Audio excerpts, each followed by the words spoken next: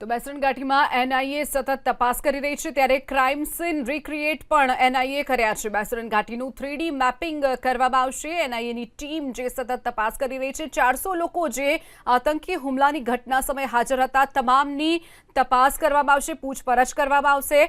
એનઆઈએની team સાથે forensic team અને technical team પણ ત્યાં હાજર છે। પહેલગામ આતંકી હુમલા બાદ એનઆઈએની તપાસ તેજ કરવામાં આવી છે। બેસરણ ઘાટીમાં એનઆઈએ ક્રાઇમ સીન રિક્રિએટ કર્યા છે। બેસરણ ઘાટીનું 3D મેપિંગ કરવામાં આવશે, તો એનઆઈએની ટીમ પોલીસ સ્ટેશનથી એનઆઈએની ટીમ બેસરણ ઘાટી પહોંચી છે।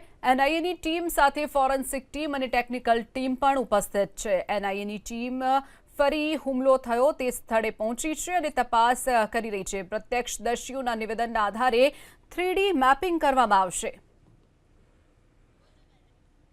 તો જે રીતની ઘટના બની હતી આતંકી હુમલાની, ત્યારબાદથી એનઆઈએ આ તમામ જે તપાસની જવાબદારી છે પોતાના હસ્તક કરી છે અને સતત તે દિવસથી અત્યાર સુધીમાં દરરોજ એનઆઈએની ટીમ આ ઘાટીમાં જાય છે અને તપાસ કરી રહી છે।